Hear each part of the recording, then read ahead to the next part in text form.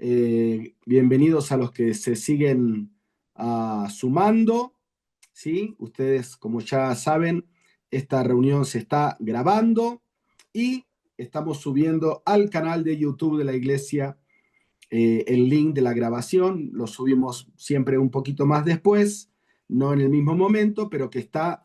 Y ustedes no se dan una idea la cantidad de personas que se están sumando a estas reuniones, quizás no directamente cuando la estamos dando, pero que después me dicen, pastor, recibí el link y después ingresé o vi en el canal. O sea, estamos porque yo quiero que ustedes sean parte y entiendan que lo hacemos entre todos. Estamos siendo de bendición a muchas parejas, gracias a Dios. Hay una gran necesidad de aliento, de estímulo, de luz, de palabra a las parejas y yo les animo. Y lo que siempre les digo, tratemos todos de no ser, voy a usar una palabra quizás un poquito dura, espero que nadie se ofenda, de no ser egoístas. ¿A qué me refiero? Compartamos el link. Compartamos el link. Hagamos un uso inteligente de las redes. Hay un pasaje que vino a mi memoria, no recuerdo, está creo que en el primer libro de Reyes, perdón, pero alguno de ustedes lo debe conocer, de un tiempo donde Jerusalén estaba sitiada por los asirios y dos mendigos deciden salir de Jerusalén y entregarse al ejército que estaba ahí sitiando a la ciudad para conservar la vida. Dijeron, bueno, si nos quedamos acá nos vamos a morir de hambre, porque la ciudad estaba sitiada. Y si salimos y nos matan, bueno, igual morimos, pero si nos dan la vida, vivimos. Salieron, entraron al campamento enemigo, no había nadie. Dios había enviado sus ángeles y habían huido, habían vuelto a su tierra y habían huido dejando todo, la comida, el dinero, el ganado, las tiendas, todo, se fueron corriendo y dejaron todo. Cosa que cuando estos mendigos llegaron ahí, no lo podían creer. Empezaron a comer, empezaron a guardar todo lo que podían de riquezas. Y en un momento uno le dijo al otro, no está bien lo que estamos haciendo, porque es tiempo no recuerdo la palabra que usaron, tiempo de fiesta, tiempo de bendición, y nosotros callamos. Entonces volvieron a la ciudad y les dijeron, miren, salgan porque ya los enemigos se fueron, dejaron todo a merced nuestra y bueno, ahí todos salieron. Entonces, ¿por qué les cuento esto? Porque si vos estás siendo bendecido con estas reflexiones, yo sé que conoces matrimonios a los que les puede servir, reenvía el link, reenvía el link, reenvía. Hoy estaba hablando, antes de conectarme con ustedes, con un matrimonio joven en Buenos Aires y me decían, ya mismo le voy a mandar el link a mis padres, decía uno de ellos, ¿no? Que están en otra ciudad de Argentina, en Córdoba. Yo no sé si tal vez están acá conectados. No los veo. Bueno, capaz que se conectan después. Pero lo que voy es que tenemos que compartir, ¿sí? Tenemos que compartir esta bendición. Muy bien, vamos a culminar hoy. Hoy vamos a culminar un tema que fue extenso. Nosotros, para los que se fueron sumando últimamente, a manera de recuento, de repaso, comenzamos hablando de los conflictos. Y hablamos mucho de conflictos en pasajes como Santiago capítulo 4, Filipenses también capítulo 4, hablando de Bodia y Síntique, varias escenas de matrimonios con diferentes conflictos en toda la Biblia, creo que vimos 10 matrimonios, bueno, hablamos bastante, y después de que terminamos el tema de los conflictos, hicimos como un apéndice que tiene por nombre sacándole provecho a nuestras diferencias. O sea, en la primera parte abordamos la realidad del conflicto, la realidad del conflicto. Y luego ingresamos a lo que es, ok, si el conflicto es algo real, ¿cómo le puedo sacar provecho? Y en eso estamos, y en eso empezamos. Ya creo que no tengo el dato exacto, pero casi 3 meses. Y dentro de ese tema vimos tres puntos. El primer punto, la imagen que Dios soñó. ¿Cómo puedo yo colaborar con Dios? Porque soy una herramienta en las manos de Dios para que esa imagen que Dios soñó sea una realidad, en primer lugar, en mí y en segundo lugar, en mi cónyuge. Después hablamos de la imagen que mi cónyuge necesita, porque dijimos otra realidad y que es que quien más, quien menos, el 100% de los hombres y de las mujeres, llegamos al matrimonio con áreas de nuestra vida inconclusas, incompletas, dañadas, que llamamos debilidades.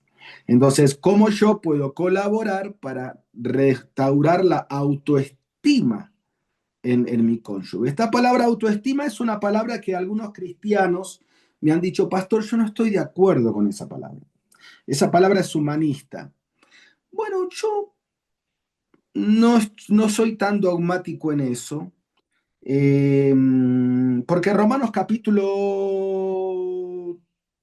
13 creo que es, o 12, dice, ninguno tenga más alto concepto de sí que el que debe tener, sino que piense de sí mismo con cordura, conforme a la medida de fe que Dios repartió a cada uno. Dos veces repite el apóstol Pablo que nosotros tenemos que pensar en nosotros mismos, pero con cordura. O sea, ni más, pero tampoco ni menos. O sea, sí hay un nivel de autoestima, un nivel de valor propio, que obviamente nosotros sabemos que el valor propio nuestro está en Cristo. Claro que sí. Bueno, pero al fin y al cabo es un valor. Está en Cristo, pero es un valor propio. Entonces, muchas veces mi cónyuge, aún estando en Cristo, o sea, aún siendo cristiano, perdió su valía en sí mismo, tiene su autoestima por el piso y yo tengo que comprometerme a devolverle o a reconstruir esa imagen. Y en tercer lugar, y esto lo comenzamos el martes pasado, hablamos o estamos hablando de la imagen que el diablo pervierte. ¿Sí? No podemos dejar de hablar de nuestro adversario, el diablo. Y hablamos de la palabra conflictos y dijimos que las debilidades propias y ajenas son como una moneda de dos caras. Las debilidades propias y de mi cónyuge son como una moneda de dos caras y depende en cuál de las dos caras de la moneda te concentres, eso va a determinar tu reacción frente al conflicto. ¿Sí? Y pusimos como ejemplo al apóstol Pablo. Dijimos, bueno, el apóstol Pablo es honesto y dice, yo tengo debilidades. Y me gusta porque él... Y esto es lo que le da validez a la Biblia, ¿no? Porque si la Biblia, una vez escuchaba, no recuerdo si escuché o leí, creo que leí, un autor decir que si la Biblia sería un cúmulo de conceptos que un supuesto Dios me quiere vender y me quiere convencer para que lo compre, ocultaría las áreas débiles y los pecados y los fracasos de todos los protagonistas de la Biblia. Los ocultaría. Porque si yo salgo a vender un producto en la calle, aún sabiendo que ese producto tiene defectos de fábrica, no los digo, porque lo que a mí me importa es vender el producto, después que se entere una vez que lo compraron. Pero Dios no hace así, porque Dios no quiere vendernos ningún producto. Él nos dice la verdad. Y dentro de esa verdad es que hay un enemigo que quiere dañar la imagen de Dios en mí y en mi cónyuge. Y los conflictos pueden ser una oportunidad para que esa imagen se dañe, para darle lugar al diablo. Y el apóstol Pablo dice, yo tengo debilidades, y él lo dice con nombre y apellido. Acordate que lo vimos el martes. Dice, es un mensajero de Satanás, es un verdugo que me abofetea vez tras vez, me reconozco un miserable y me reconozco un carnal vendido al pecado. O sea, son frases, conceptos muy duros. Pero ¿qué hizo el apóstol Pablo? ¿Sí? Él no se quedó con esa cara de la moneda, que es real. Dice, yo sé que nadie disfruta de las debilidades propias y ajenas. Porque mentiríamos si decimos que, que, que, que, que no me importan mis áreas débiles. Algunos lo dicen, pero eso no está bien. Debe importarnos. Y mucho menos mentiríamos si decimos que no me importan las áreas débiles de mi cónyuge. No, que no me importan. Me sacan de casillas. Ahora, si nos quedamos con esa cara de la moneda, no le sacamos provecho a nuestras diferencias y a nuestras debilidades. ¿Y cuál es la parte que sí es provechosa? Bueno, que el apóstol Pablo dice, yo aprendí que en lugar de deprimirme por mis áreas débiles o por las áreas débiles de los demás, yo voy a Cristo a pedir fortaleza por esa debilidad. Es lo mismo, y yo se lo dije el martes y quiero repetir para cerrar el concepto hoy, que la enfermedad física, la enfermedad del cuerpo. Las enfermedades del cuerpo tienen dos propósitos, ¿no es cierto? Llevarnos a una sanidad e inclusive a un estado posterior mejor que el primero, o deprimirme, estresarme, echarme al abandono. Mira, te cuento algo muy en confianza. Bueno, no está aquí ahora Marta porque está abajo atendiendo una llamada en consejería. Pero hace aproximadamente un año a Marta le descubrieron unos problemas a nivel intestinal muy graves, muy graves, muy graves. ¿Sí? Un colon irritable, una diverticulosis, que es muy peligrosa, inclusive un posible, no llegó a ser confirmado, enfermedad de Crohn, que aquí no es conocida, tal vez alguno la conoce, pero en Argentina es muy conocida y es un deterioro degenerativo del intestino que lamentablemente lo único que queda hacer son cirugías continuas para ir extirpando la parte deteriorada y es una enfermedad que acaba con la vida. Entonces, obviamente, Marta entró, primero fue una terapia de medicina muy fuerte, pero luego principalmente fue una dieta estricta, tuvo que cambiar totalmente su cultura de alimentarse. Totalmente, totalmente. Bueno, ¿qué sucedió con eso? Ah, bajó de peso increíblemente, duerme mejor, se le quitaron varias manchas de la piel que tenía. O sea, cambió, la dieta fue tan radical que cambió toda su salud. Y Marta dice, bueno, gracias a Dios, porque a raíz de esto yo creo que voy a tener una vejez mucho mejor, porque ahora me doy cuenta que yo estaba comiendo no mal, muy mal. Y a mí me dio tanto miedo que me sumí a la dieta con ella también. Entonces, fíjate, la enfermedad terminó siendo prácticamente una bendición para ella. Ahora, podría haber sido otro extremo, ¿no? Del estrés, pero ¿por qué? O no sé, o no hacer lo que el médico le dice, o no sé, pero podría estar hoy mucho peor y en cambio hoy está mejor de lo que estaba antes. Entonces, yo creo que por ahí pasa el tema de las debilidades propias y ajenas, ¿no? Que deberían ser una oportunidad, porque Pablo dijo eso, cuando le dijo, 3 veces he rogado al Señor que las quite de mí, y él me respondió, bástate mi gracia, porque mi poder se perfecciona en tu debilidad. Hagamos una paráfrasis del texto. ¿Qué está diciendo aquí el Señor al apóstol Pablo? Mira, gracias en un sentido a tus áreas débiles, cada vez sos más perfeccionado, cada vez sos más perfecto, siempre y cuando permitas que mi poder sea la terapia, el tratamiento, la medicina para tus debilidades. Entonces, si cada cónyuge aprende el secreto de ver esta cara de la moneda, el conflicto producido por el impacto del pecado puede ser transformado en bendición. Hasta el punto de decir, junto con el apóstol Pablo, si querés buscarlo otra vez, segunda a los Corintios 12, versos 9 y 10, he aprendido a gloriarme en mis debilidades. Eso dice, segunda a los Corintios 12, versos 9 y 10.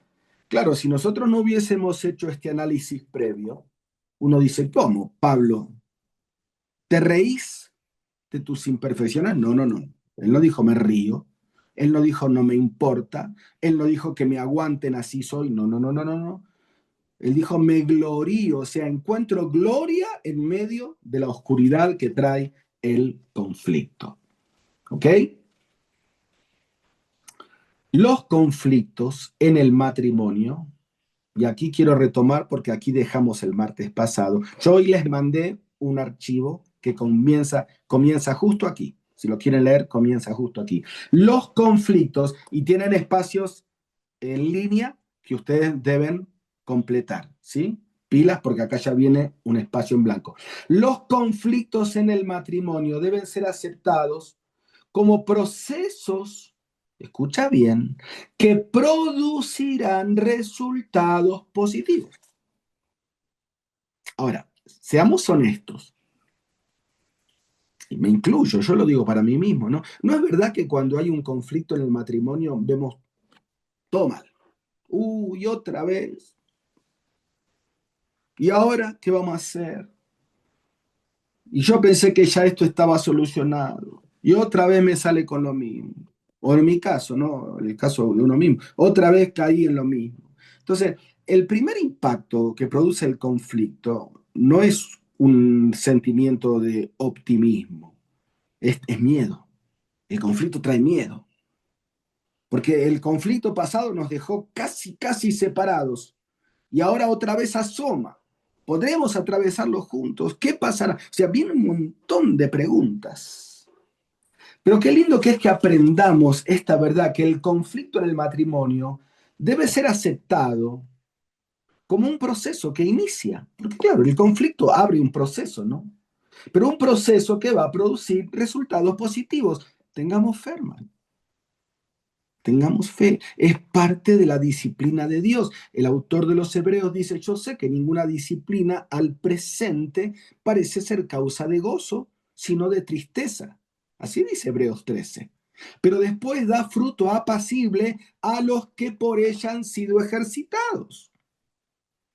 ¿Entendés? O sea, nos cae como anillo al dedo este versículo de Hebreos 13. Porque sí, el conflicto al comienzo produce tristeza. Está bien, está bien.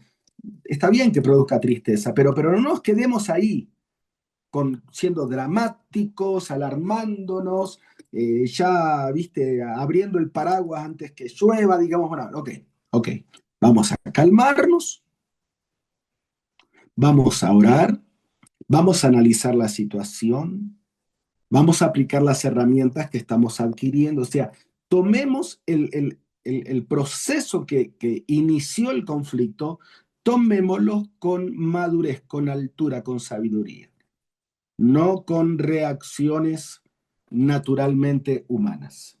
¿Sí? Un proceso que producirá resultados positivos.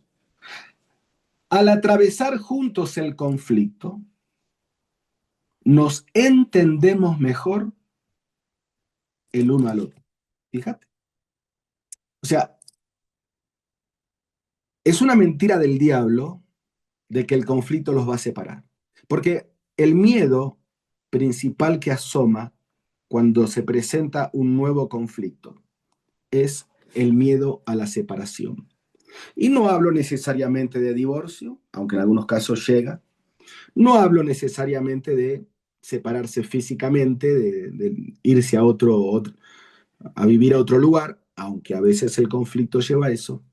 Pero también tenemos que entender, y yo se los dije el martes pasado, que hay muchos matrimonios divorciados emocionalmente. No están divorciados legalmente, pero están divorciados emocionalmente. Es un tema delicado lo que voy a decir y con tristeza, pero es muy probable que en medio de esta sala de chat que hoy estemos aquí, haya algunos, si no es varios, y esto lo digo con conocimiento de causa, no por los que están aquí presentes, sino por mis sesiones de consejería matrimonial a lo largo de tantos años. Es muy probable que algunos de ustedes o varios estén teniendo un tiempo de abstinencia sexual que puede llevar meses o años. Es muy probable porque yo lo recibo en mi mesa de trabajo constantemente y eso es tremendo en un matrimonio. O sea, ¿ves? Están divorciados emocionalmente, están divorciados sexualmente, están divorciados sentimentalmente, siguen por respeto a los hijos, por vergüenza al que dirán, por no perder el ministerio en la iglesia, no sé por qué siguen, pero ya están separados. Entonces, cuando viene el conflicto, esto es una amenaza real. Pero déjame decirte la otra cara de la moneda. El conflicto bien atravesado puede hacer y debe hacer de que acaben más juntos, más unidos, conociéndose mejor, entendiéndose más de lo que era antes de que aparezca el conflicto. O sea, fíjate hasta qué nivel podemos sacarle provecho a nuestras diferencias. ¿Sí? Atravesar juntos el conflicto hace que nos entendamos mejor el uno al otro y el resultado del conflicto no debe ser conseguir la victoria.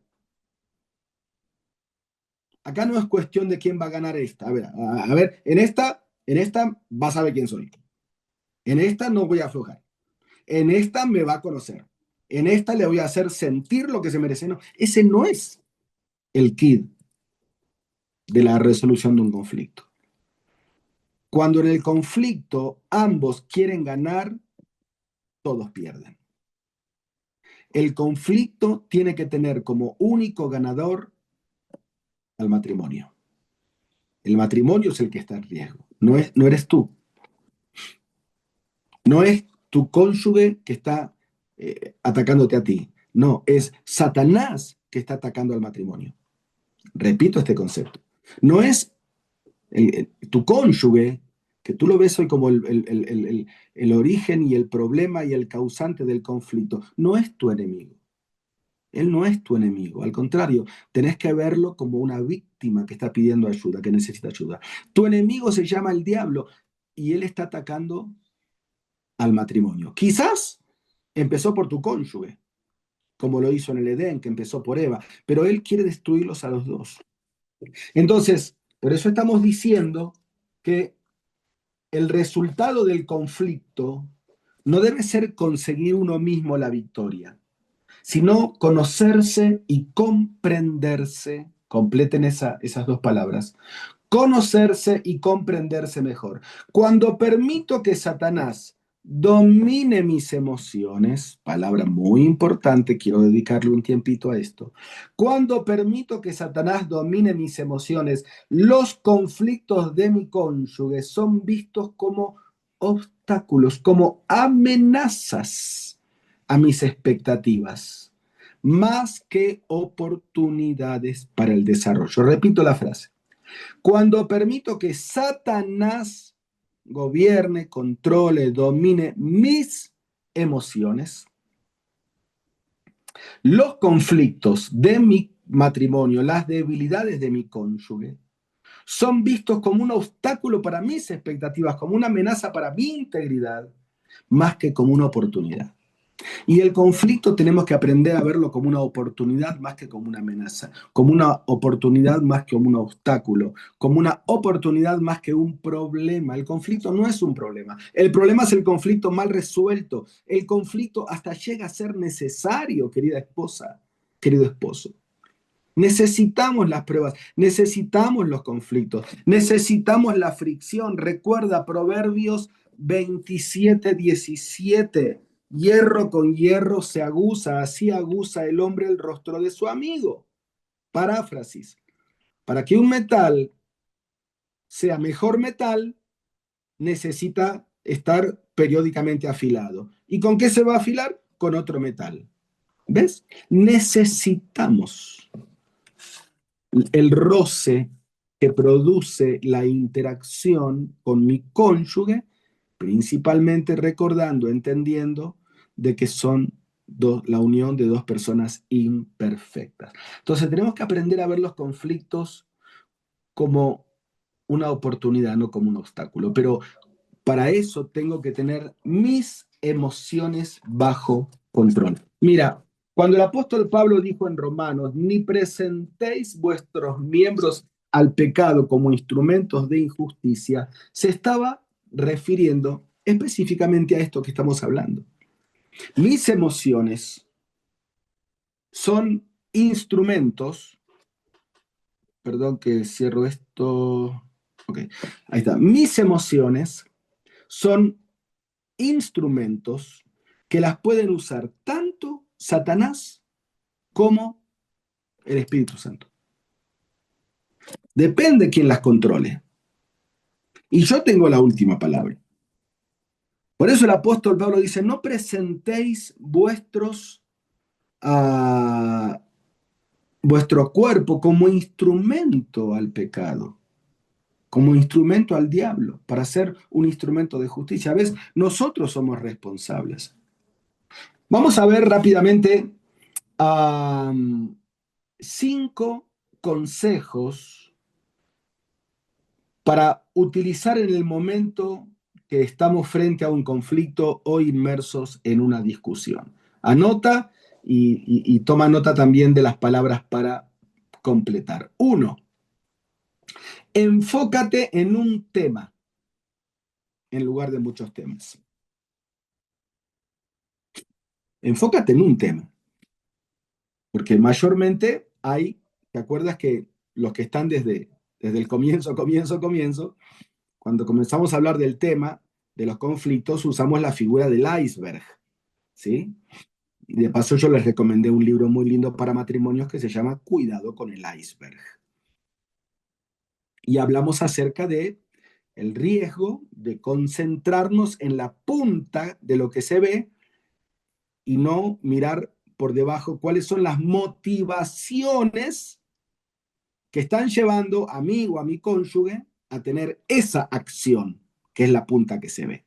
O sea, tener una terapia más radical, no tan superficial. Ser más proactivos que reactivos. Bueno, pero hay una punta que se ve. Hay una punta que se ve. Y de eso no se puede dejar de hablar. Pero concéntrate en esa punta.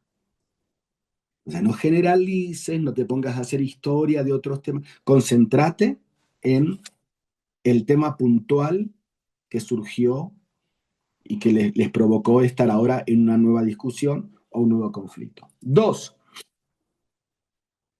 Enfócate en el problema, no en la persona. Esto es muy importante, ¿sí? Enfócate en el problema, no en la persona. O sea, si tu cónyuge tuvo una mala actitud, habla acerca de esa actitud, pero no hables de tu cónyuge. Si tu cónyuge tuvo un arranque de celos, no le digas, tú eres la misma celosa de siempre. No, porque estás atacando a tu esposa. Más bien tú dile, mira, mi amor, esto que hiciste es una reacción característica de los celos. Entonces vos ahí estás atacando el problema. Ahí está bien. ¿Sí? Pero no hagas del problema la persona. Tercero, enfócate en su actitud, en su conducta o comportamiento, pero no en su carácter. Algo parecido a lo que dijimos recién. ¿Sí? Una cosa es decirle, mira, lo que tú hiciste a mí me hace sentir menos. A mí me hace sentir ignorado. A mí me hace sentir irrespetado. Otra cosa es decir, tú eres un irrespetuoso o una irrespetuosa. ¿Te das cuenta? Entonces, no ataquemos el carácter de la persona, ni ataquemos la persona. Enfoquémonos en el problema en cuestión y en cómo yo me siento. Porque, ojo que a veces, como yo me sienta, puede ser una cosa, pero la intención de mi cónyuge puede ser otra. Y esto es muy común, querido hermano, hermana. Yo he hablado con muchos, he presenciado y lo he vivido aún con Marta mismo, ¿no? De que por ahí el cónyuge dice, no, lo que pasa es que con esto y esto, a mí no me queda otra conclusión que tú no me amas. porque tú hiciste esto o dijiste aquello. Y cuando se habla en buenos términos, el cónyuge dice, no, mi amor, no, no, no, no, no, no, no, por favor, no, no, no, me estás malinterpretando, no, yo no, mira, perdóname, pero te juro que no lo hice con esa intención. ¿Cómo que no te voy a amar? No, no, no, yo no me di cuenta de lo que dije, no usé bien mis palabras. Y cambia la cosa. ¿Sí? Porque a veces lo que yo siento o lo que yo interpreté no es lo que mi cónyuge me quiso transmitir, pero o porque yo estaba en un mal día o porque mi cónyuge usó mal las palabras, le dimos lugar al diablo y le creímos la mentira. Entonces, seamos muy cautos antes de emitir un juicio. Por eso decimos, enfócate en su actitud, en su conducta, en su comportamiento, pero no digas que ese es su carácter.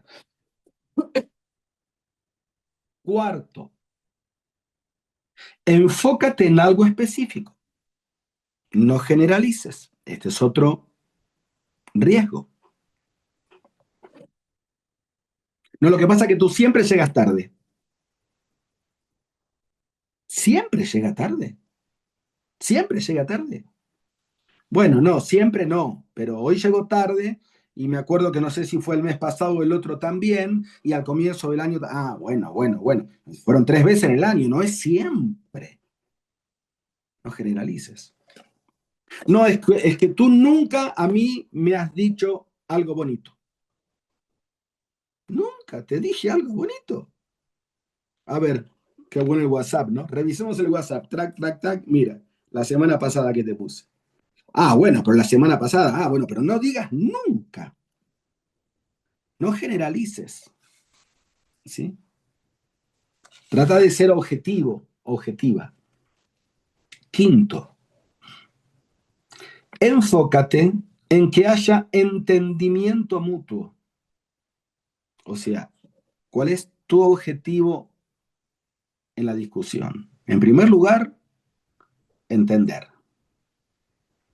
Porque el fragor, la temperatura de la discusión me hace que no entienda. Ese es el primer objetivo, entender. Porque si yo no entiendo bien a mi interlocutor, o sea, a mi cónyuge, mi respuesta va a ser errónea, porque yo voy a responder según lo que entiendo. Si yo entendí mal, voy a responder mal. Entonces, en primer lugar, tengo que estar seguro de que yo estoy entendiendo. Y en segundo lugar, de que mi cónyuge me está entendiendo. Y miren, yo les quiero dar una receta que parece un tanto infantil, pero créanme que da resultado. Si ustedes presienten, perciben que en sus momentos de discusión, en sus conflictos, no hay un entendimiento maduro, hagan algo muy sencillo. Después de que ustedes se expresaron, esto va a demorar un poco más la charla, pero va a tener buenos resultados. Después de que ustedes expresaron el concepto que ustedes querían verter y lo expresaron, díganle, bueno, mi amor, a ver, por favor, repíteme lo que entendiste que yo te dije. Parece un tanto infantil, pero colaboren. Repíteme lo que tú entendiste que yo te dije. Bueno, a ver, tú recién me dijiste que ta. Mira, es 80% seguro, escuchame lo que te digo, es 80% seguro que alguno de los conceptos que tu cónyuge te diga no es lo que tú querías decir. ¿Qué te apuesto? Entonces tú vas a decir, no, a ver, espera. No es eso lo que yo te estoy diciendo. Y tu cónyuge te va a decir, bueno, pero eso es lo que yo entendí. Bueno, a ver, te lo voy a decir con otras palabras. Entonces tú vuelves a decir lo mismo, tranquilo, ¿no? Total, tienen toda la noche para hablar. Con otras palabras, ok. Ahora, a ver, ahora repíteme. Bueno, ahí es muy probable que ya te entendió o por lo menos está más cerca. A veces hace falta, no me lo van a creer, 3 veces. Porque, como dije recién, en la crisis, en la angustia, en los nervios, en el estado ofuscado, en el enojo, no puedo expresarme bien. A mí me parece que me estoy expresando bien, pero es muy difícil expresarse bien en el estado del enojo, de la ofensa, de la ira, de la frustración. mucho menos de la traición. Es muy difícil expresarse bien. Por eso yo a veces recomiendo esperar. No es que la Biblia dice que no puede pasar la noche. No, eso es. A ver, a veces hay que esperar un día, 2 días, 3 días, una semana, porque la herida fue tan fuerte que hasta que me baja la temperatura, pasan días. Bueno, tómate tu tiempo. Cuanto más tranquilo y más en comunión con Dios puedas estar previamente a la confrontación, mejor te vas a expresar.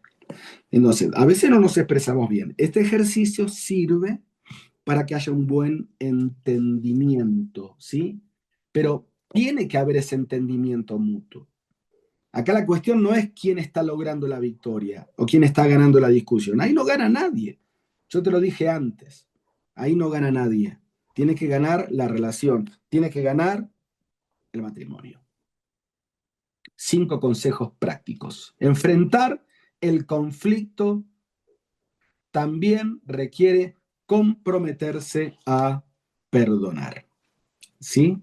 Hoy voy a dar una pequeña introducción. Yo les había dicho hace un tiempo atrás que íbamos a dedicar un tiempito al perdón. Bueno, vamos a dedicar unas clases. Hoy quiero dar una pequeña introducción. Por favor, leamos Efesios capítulo 4, versículo 32, aunque yo sé que lo conocemos. Vamos a leerlo. Y vamos a dar una introducción y vamos a hablar varios martes del tema del perdón. Efesios capítulo 4, pasaje clásico, ¿no es cierto?, del matrimonio, versículo 32, dice así la palabra del Señor. Antes, sed benignos unos con otros, misericordiosos, perdonándoos unos a otros, como también Dios os perdonó a vosotros en Cristo. Lo vuelvo a leer en otra versión. Más bien sean bondadosos y compasivos un cónyuge con el otro cónyuge, le hago la versión conyugal, y perdónense mutuamente, así como Dios los perdonó a ustedes en Cristo. Completen ahí la última parte que ustedes tienen en su hoja de ejercicio. Perdón es una expresión de gracia. ¿Por qué?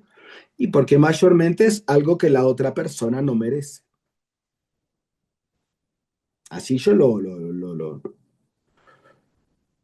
lo digiero, así lo percibo, ¿no? No se merece que lo perdone. No se merece que lo perdone. Entonces, como no se merece que lo perdone, yo no lo perdono y esa es mi forma de venganza. ¿Por qué? No se merece el perdón. Entonces, como no se merece, no se lo doy. Que sufra. Entonces, ese es mi razonamiento. Ese es mi razonamiento. Pero, casualidad, y lo que yo siempre digo es, la cuestión no es si tu cónyuge merece o no merece perdonado. O sea, merece o no merece ser perdonado. Esa no es la cuestión. La cuestión es que tú te mereces perdonar. ¿Cómo? Claro. El perjudicado al no perdonar es el que no perdona. Es el ofendido, no es el ofensor. Porque el ofensor por ahí ni se acuerda lo que hizo, o no le importa si vos le perdonás o no. No tiene nada que ver con que se lo merezca o no. Es que tú no te mereces el rencor, que es el no perdonar. ¿Ves cómo cambia la óptica? No es que mi cónyuge no se merece el perdón, es que tú no te mereces el rencor. Porque abrigar rencor afecta tu dignidad de ser humano. Porque el rencor envenena y tú tienes que defender tu dignidad. Y no tienes que permitir que por la ofensa de otro tú vivas envenenada o envenenado. ¿Ves cómo cambia el ángulo? Entonces, cuando yo decido perdonar, estoy teniendo una expresión de gracia, porque aunque no se lo merece, igual le concedo el perdón. El otro punto dice, perdón es un hecho de la voluntad. que quita fuera la amargura o el deseo de vengarse como castigo. Es una decisión, es una acción, es un hecho de la voluntad, no es del sentimiento. Porque otra excusa normal que se presenta es que no me nace perdonarlo. No me nace perdonarlo. No siento el perdonarlo. No tengo deseos. No pasa ni por el deseo, ni porque tengas que esperar 9 meses para que te nazca, ni que lo sientas o no lo sientas. No pasa por ahí. El perdón no es fruto de un deseo. Si tú esperas desear perdonar, nunca vas a perdonar, porque no te van a hacer el deseo. No te van a hacer el deseo, no te van a hacer. Te lo garantizo. Es un acto de la voluntad que digo que yo hoy decido perdonarlo, porque quiero ser libre del rencor. Y luego van a hacer el deseo. Pero primero no, primero es un acto de la voluntad. El otro punto dice, perdonar es costoso. O sea, perdonar no es fácil, perdonar no es gratis, perdonar a nadie le gusta, por eso no te nace perdonar. Perdonar tiene un precio. ¿Por qué? Porque principalmente tenés que tragarte el impulso de provocarle al otro el mismo dolor. ¿Entendés? Entonces, claro, sí, obviamente, perdonar tiene un costo. Tiene un costo porque yo tengo que poner en ejercicio mi voluntad en contra de mi propia voluntad. Lo hago porque Dios me lo pide y porque sé que es para mi bien. Pero para eso tengo que tragarme el deseo de, de, de, de negar el perdón, de vengarme. Tengo que tragarme el deseo. Tengo que quitar de adelante esa frase de que no se lo merece, que no sabe lo que me hizo. Deja de lado todo eso. No es por él, es por vos. El otro punto dice, el perdón es incondicional. No significa te perdono, pero si no vuelves a hacerlo, no, no. Es que, pastor, y si vuelve a hacerlo, es que perdonar no tiene nada que ver con que si la persona lo va a volver a hacer o no. Perdonar no tiene nada que ver con que si a vos te afectó o no, porque algunos dicen, no, a mí no me afecta. Mentira, sí te afectó. Perdonar no tiene nada que ver con eso. Es un perdón que es una decisión de una voluntad rendida al Espíritu Santo y es incondicional, porque no depende de la actitud del otro, depende de mi actitud hacia la palabra de Dios, de obedecerla. El perdón dice es posible. No digas no puedo perdonar. La verdad es que no quiero perdonar. El perdón es posible. El perdón es posible.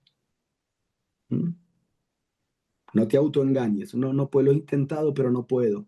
O no se deja perdonar. ¿Cómo no se deja perdonar? Depende de ti y si es posible. Y en último lugar, al perdonar, haces un pacto de jamás permitir que el incidente siga afectando tu relación. Porque si tú perdonas, pero cada vez que asoma un conflicto relacionado a esa ofensa, nuevamente tu relación conyugal es afectada, quiere decir que no perdonaste. No digo olvidar, no digo olvidar. Tampoco digo que todo siga igual, ¿eh? Ojo, vamos a hablar de esto. Esto es una introducción. Vamos a hablar de esto más adelante. Tampoco digo que todo siga igual. Tampoco digo que no hay que tomar medidas. No, no, no, no, no. Son dos cosas totalmente diferentes. Muchas veces ante la ofensa yo puedo perdonar, pero la relación no va a seguir igual que antes. Lo lamento, pero ahora hay cosas que van a cambiar. Perdiste privilegios, vamos a hacer un plan, ¿te perdoné? Sí, te perdoné. Y lo digo de corazón delante del Señor. Pero esto no va a seguir igual. ¿Ves? ¿Ves? O sea, perdonar no es que todo siga igual. Bueno, hay muchas cosas que vamos a ir hablando a lo largo de los demás martes, pero les voy a enviar un material sobre el perdón y vamos a trabajar sobre eso. Así que quiero que disfruten sus últimas horitas del feriado y no quiero pasarme, nos quedan 2 minutitos de la hora. Así que yo voy a dejar aquí nomás y Espero que haya sido positivo. Para mí, por lo menos, siempre lo es. Disfruto mucho de estos espacios de diálogo porque a medida que les hablo a ustedes, me hablo a mí también, el Señor nos habla a todos. Así que vamos a despedirnos con una palabra de oración.